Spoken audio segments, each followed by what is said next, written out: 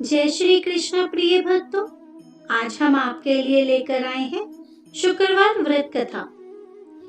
इस व्रत को करने वाला कथा कहते वे सुनते समय हाथ में गुड़ व भुने चने रखे। सुनने वाला संतोषी माता की जय, संतोषी माता की जय। इस प्रकार जय जयकार मुख से बोलता जाए।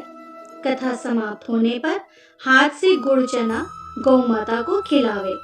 कलश में रखा हुआ जल गुड़ चना सबको प्रसाद के रूप में बांट दे। कथा से पहले कलश को जल से भरे, उसके ऊपर गुड़ चने से भरा कटोरा रखे। कथा समाप्त होने पर आरती होने के बाद कलश के जल को घर में सब जगहों पर छिड़के और बचा हुआ पानी तुलसी की क्वारी में डाल दे। 1.25 रुपए का गुड़ चना लेकर संतोषी माता का व्रत करे। गुड़ घर में हो तो भी ले लेवे।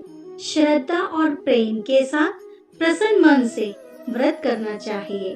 व्रत के उद्यापन में 2.5 सेर खाजा, मोमनदार पूरी, खीर, चने का साग नैवेद्य रखे। घी का दीपक जलाकर संतोषी माता की जय जयकार बोले और नारियल फोड़े। इस दिन घर में कोई भी खटाई ना खाए और ना ही आप खाए, ना किसी दूसरे को दे। इस दिन 8 लड़कों को भोजन कराए। देवर, जेठ, घर कुटुंब के लड़के मिलते हो तो दूसरों को बुलाना नहीं, अन्यथा दूसरों को बुला ले। उन्हें खटाई की कोई वस्तु ना दे तथा भोजन कराकर यथाशक्ति दक्षिणा दे। तो आइए हम सब मिलकर इस पावन कथा का श्रवण करें। एक बुढ़िया थी और उसके 7 पुत्र थे। 6 कमाने वाले थे, एक निकम्मा था। बुढ़िया माँ 6 की रसोई बनाती, भोजन कराती और पीछे से जो बचता वो 7वें को दे देती। परंतु वह भोला था, मन में कुछ विचार ना करता था। एक दिन अपनी बहू से बोला, देखो मेरी माता का मुझ पर कितना प्यार है। वह बोली, क्यों नहीं, सबका झूठा बचा हुआ तुमको खिलाती है। वह बोला, ऐसा कभी नहीं हो सकता है। मैं जब तक अपनी आंखों से ना देखूं, मान ही नहीं सकता। बहू ने कहा, देख लोगे तब तो मानोगे। कुछ दिन बाद बड़ा त्योहार आया। घर में 7 प्रकार के भोजन और चूरमा के लड्डू बने। वह जांचने को सिर दर्द का बहाना कर पतला कपड़ा सिर पर ओढ़कर रसोई में ही सो गया और कपड़े में से सब देखता रहा। 6 भाई भोजन करने आए। उसने देखा माँ ने उनके लिए सुंदर सुंदर आसन बिठाए हैं, 7 प्रकार की रसोई परोसी है। ये आग्रह करके उन्हें जिमाती है। वह देखता रहा। जब भाई भोजन करके उठे तब झूठी थालियों में से लड्डुओं के टुकड़ों को उठाया और एक लड्डू बनाया। झूठन साफ कर बुढ़िया माँ ने उसे पुकारा, उठ बेटा, 6 भाई भोजन कर गए, अब तू ही बाकी है। उठना, कब आएगा, कब खाएगा। वह कहने लगा, माँ मुझे भोजन नहीं करना, मैं परदेश जा रहा हूँ। माता ने कहा, कल जाता हो तो आज ही चला जा। वह बोला, हाँ हाँ आज ही जा रहा हूँ। यह कहकर वह घर से निकल गया। चलते समय बहू की याद आई। वह गौशाला में कपड़े थाप रही थी। जाकर बोला, हम जावे परदेश को, आवेंगे कुछ काल, तुम रहियो संतोष से, धर्म आपनो पाल। तब वह बोली, जाओ पिया आनंद से, हमरो सोच हटाए, राम भरोसे हम रहे, ईश्वर तुम्हें सहाय। देवो निशानी अपनी, देख धरूं मैं धीर, सुधी हमरी ना बिसारियो, रखियो मन गंभीर। वह बोला, मेरे पास तो कुछ है ही नहीं, यह अंगूठी है, सो ले लो और अपनी कुछ निशानी मुझे दे दो।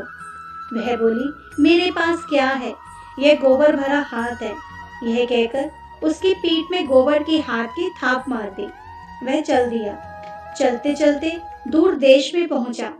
वहां एक साहूकार की दुकान थी। वहीं जाकर कहने लगा, भाई मुझे नौकरी पर रख लो। साहूकार को जरूरत थी, बोला रह जा। लड़के ने पूछा, तनख्वाह क्या दोगे? साहूकार ने कहा, काम देखकर दाम मिलेंगे। वह सवेरे 7 बजे से रात तक नौकरी करने लगा। कुछ दिनों में दुकान का सारा लेन देन का हिसाब, ग्राहकों को माल बेचना, सारा काम करने लगा। साहूकार के 7-8 नौकर थे। सब चक्कर खाने लगे कि यह तो बहुत होशियार बन गया। सेठ ने भी काम देखा और 3 महीने में उसे आधे मुनाफे का साझीदार बना दिया। वह 12 वर्ष में वह नामी सेठ बन गया और साहूकार सारा कारोबार उसके ऊपर छोड़कर बाहर चला गया। अब बहू पर क्या बीती सुनो। सास ससुर उसे दुख देने लगे।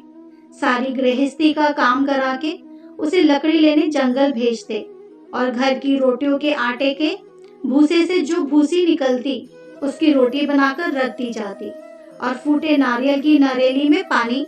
इस तरह दिन बीतते रहे। एक दिन मैं लकड़ी लेने जा रही थी कि रास्ते में बहुत सी स्त्रियां संतोषी माता का व्रत करती दिखाई दी। वह वहीं खड़ी हो कथा सुनकर बोली, बहनों, तुम किस देवता का व्रत करती हो और इसके करने से क्या फल होता है? इस व्रत के करने की क्या विधि है? यदि तुम अपने इस व्रत का विधान मुझे समझाकर कहोगी तो मैं तुम्हारा बड़ा एहसान मानूंगी। तब उनमें से एक स्त्री बोली, सुनो, यह संतोषी माता का व्रत है। इसके करने से निर्धनता, दरिद्रता का नाश होता है, लक्ष्मी आती है, मन की चिंताएं दूर होती है, घर में सुख आने से मन को प्रसन्नता और शांति मिलती है। यह सुनकर बहू चल दी।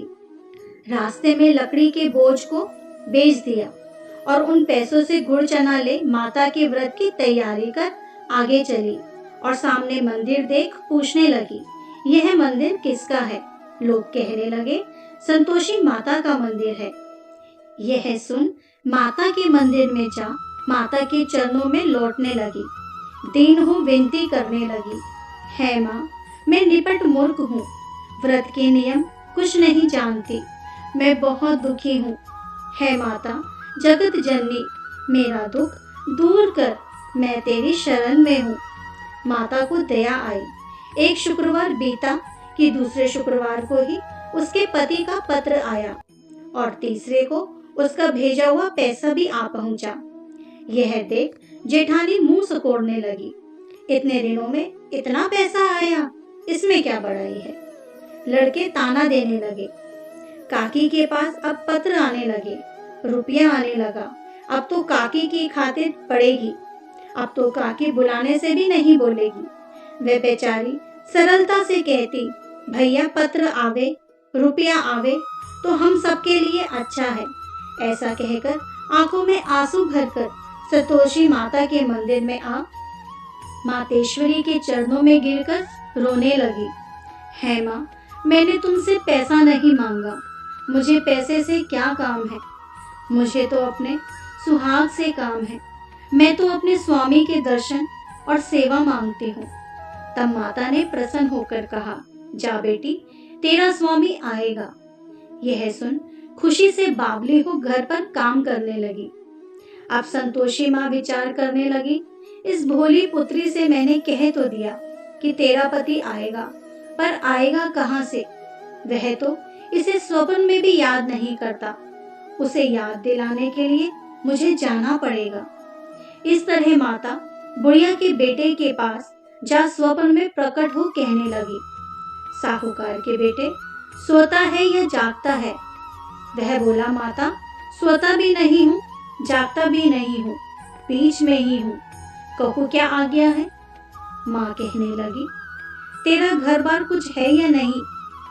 वह बोला, मेरा सब कुछ है, माँ बाप, भाई बहन, वे बहू, क्या कमी है मुझे? माँ बोली, भोले पुत्र, तेरी स्त्री घोर कष्ट उठा रही है। तेरे माँ बाप उसे दुख दे रहे हैं, वह तेरे लिए तरस रही है, तू उसकी सुधि ले। वह बोला, माता, यह तो मुझे मालूम है, परंतु जाऊं कैसे? परदेश की बात है, लेन देन का कोई हिसाब नहीं, जाने का कोई रास्ता नजर नहीं आता, कैसे चला जाऊं? माँ कहने लगी, मेरी बात मान, सवेरे नहा धोकर संतोषी माता का नाम ले, घी का दीपक जला, दंडवत कर दुकान पर जा बैठना। तब देखते देखते तेरा लेन देन सब चुक जाएगा, माल बिक जाएगा, सांझ होते होते धन का ढेर लग जाएगा। तब सवेरे बहुत जल्दी उठ नहा धोकर संतोषी माता को दंडवत कर घी का दीपक जला दुकान पर जा बैठा। थोड़ी देर में क्या देखता है कि देने वाले रुपया लाए, लेने वाले हिसाब लेने लगे। कोठे में भरे सामानों के खरीदार नगद दाम में सौदा करने लगे। शाम तक धन का ढेर लग गया। माता का यह चमत्कार देख खुश हो मन में माता का नाम लेकर घर ले जाने के वास्ते गहना कपड़ा खरीदने लगा और वहां के काम से निबट तुरंत रवाना हुआ। वहां बहू बेचारी जंगल में लकड़ी लेने जाती है। लौटते वक्त माताजी के मंदिर में विश्राम करती है। वह तो उसका रोज रुकने का स्थान ठहरा। दूर से धूल उड़ती देख वे माता से पूछती है माता, ये धूल कैसे उड़ रही है? माँ कहती है पुत्री, तेरा पति आ रहा है। अब तू ऐसा कर, लकड़ियों के 3 बोझ बना ले।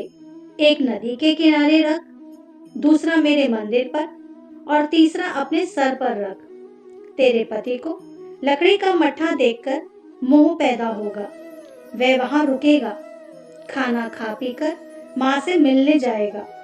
अब तू लकड़ी का बोझ उठाकर जाना और बीच चौक में गट्ठा डालकर 3 आवाजें जोर से लगाना।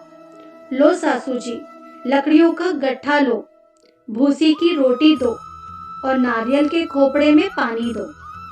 आज मेहमान कौन आया है? माँ की बात सुन बहुत अच्छा माता कहकर प्रसन्न हो लकड़ियों के 3 गट्ठे ले आई। एक नदी के तट पर, एक माता के मंदिर पर रखा। इतने में ही मुसाफिर वहां आ पहुंचा। सूखी लकड़ी देख उसकी इच्छा हुई कि यही निवास करे और भोजन खा पी कर गांव जाए। इस प्रकार भोजन बना, विश्राम ले गांव को गया। सबसे प्रेम से मिला। उसी समय बहू सिर पर लकड़ी का गट्ठा लिए आती है। लकड़ी का भारी बोझ आंगन में गिर जोर से 3 आवाज देती है। लो सासू जी, लकड़ी का गट्ठा लो, भूसी की रोटी दो, नारियल के खोपड़े में पानी दो। आज कोई मेहमान आया है क्या? यह सुनकर उसकी सास अपने दिए हुए कष्टों को बुलाने हेतु कहती है, बहू ऐसा क्यों कहती हो? तेरा मालिक ही तो आया है। आ बैठ, मीठा भात खा, भोजन कर, कपड़े गहने पहन। इतने में आवाज सुन उसका स्वामी बाहर आता है और अंगूठी देख व्याकुल हो माँ से पूछता है, माँ यह कौन है? माँ कहती है, बेटा तेरी बहू है। आज 12 वर्ष हो गए। तू जब से गया है तब से सारे गांव में जानवर की तरह भटकती फिरती है। कामकाज घर का कुछ नहीं करती, 4 समय आकर खा जाती है। अब तुझे देखकर भूसी की रोटी और नारियल के खोपड़े में पानी मांगती है। वह लज्जित हो बोला, ठीक है माँ, मैंने इसे भी देखा है और तुम्हें भी देखा है। अब मुझे दूसरे घर की ताली दो, मैं उसमें रहूं। तब माँ बोली, ठीक है बेटा, जैसा तेरी मर्जी। कहकर ताली का गुच्छा पटक दिया। उसने ताली ले दूसरे कमरे में जो तीसरी मंजिल के ऊपर था खोलकर सामान जमाया।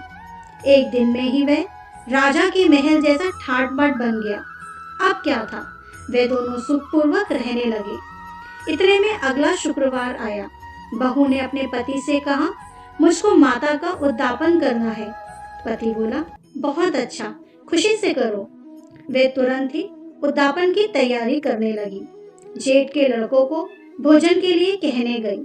उन्होंने मंजूर किया, परंतु जेठानी अपने बच्चों को सिखाती है, देखो रे, भोजन के समय सब लोग खटाई मांगना, जिससे उसका उद्यापन पूरा ना हो।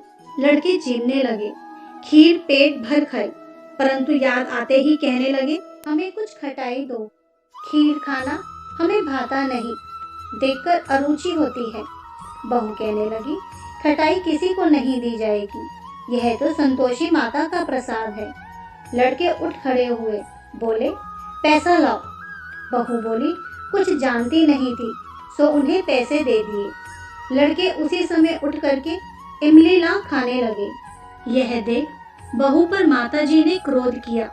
राजा के दूत उसके पति को उठाकर ले गए। जेठ जेठानी मान माने खोटे वचन कहने लगे। लूट लूट कर धन इकट्ठा कर लाया था, सो राजा के दूत उसको पकड़ के ले गए। अब सब मालूम हो जाएगी जब जेल की हवा खाएगा। बहू से ये वचन सहन नहीं हुए। रोती रोती मंदिर में गई और बोली, है माँ, तुमने ये क्या किया? हंसाकर अब क्यों रुलाने लगी? माता बोली, पुत्री, तुमने उद्यापन करके मेरा व्रत भंग किया, इतनी जल्दी सब बातें भुला दी। वह कहने लगी, माता, भूली तो नहीं हूँ और ना ही कुछ अपराध किया है। मुझे तो लड़कों ने भूल में डाल दिया। मैंने भूल से उन्हें पैसे दे दिए। मुझे क्षमा करो माँ। माँ बोली, ऐसी भी कहीं भूल होती है? वह बोली, माँ, मुझे माफ कर दो, मैं फिर से तुम्हारा उद्यापन करूंगी। माँ बोली, अब भूल मत करना। वह बोली, अब भूल नहीं होगी। माँ, अब बताओ वे कैसे आएंगे? माँ बोली, जा पुत्री, तेरा पति तुझे रास्ते में ही आता मिलेगा। वह घर को चली। राह में पति आता मिला। उसने पूछा, तुम कहाँ गए थे? तब वह कहने लगा, इतना धन जो कमाया है उसका टैक्स राजा ने मांगा था, वह भरने गया था।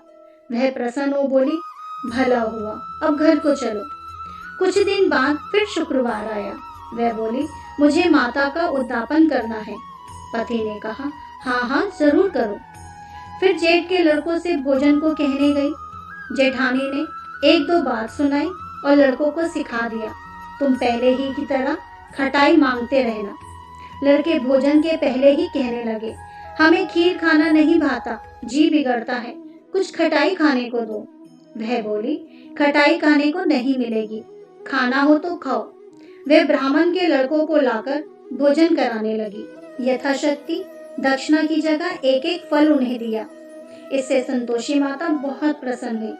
माता की कृपा होते ही 9वें मास उनको चंद्रमा के समान सुंदर पुत्र प्राप्त हुआ। पुत्र को लेकर प्रतिदिन बहू माता जी के मंदिर में जाने लगी। माँ ने सोचा, वह रोज आती है, आज क्यों ना मैं इसके घर चलूं, इसका आसरा देखूं तो सही। यह विचार कर माता ने भयानक रूप बनाया। गुड़ और चने से सना मुख, ऊपर सूंड के समान होंठ, उस पर मक्खियां भिन बना रही थी।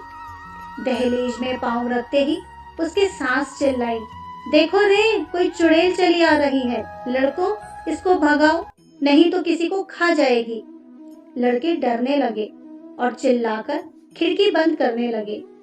बहू रोशनदान से देख रही थी। प्रसन्नता से पागल होकर चिल्लाने लगी, आज मेरी माता मेरे घर आई है। यह कहकर बच्चे को दूध पीने से हटा दिया। इतने में सास का क्रोध फूट पड़ा। बोली, रांड, इसे देखकर कैसे उतावली हुई है, जो बच्चों को पटक दिए। इतने में माँ के प्रताप से जहाँ देखो वही लड़के ही लड़के नजर आने लगे। वह बोली, माँ जी, जिनका मैं व्रत करती हूँ, यह वही संतोषी माता है। इतना कह झट से सारे घर के किवाड़ खोल दिए। सबने माता के चरण पकड़ लिए और विनती कर कहने लगे, है माता, हम मूर्ख हैं, पापी हैं, अज्ञानी हैं, तुम्हारे व्रत की विधि हम नहीं जानते। तुम्हारा व्रत भंग कर हमने बड़ा अपराध किया है माता, आप हमारे अपराध को क्षमा करो। इस प्रकार माता प्रसन्न हुई। माता ने बहू को जैसा फल दिया वैसा माता सबको फल दे। कहानी सुनने वाले को, कहानी बोलने वाले को, सबके ऊपर माता रानी कृपा करे। आप सब भी मेरे साथ हाथ जोड़कर कहिए, जय जय संतोषी माता, जय जय माँ, जय जय संतोषी माता, जय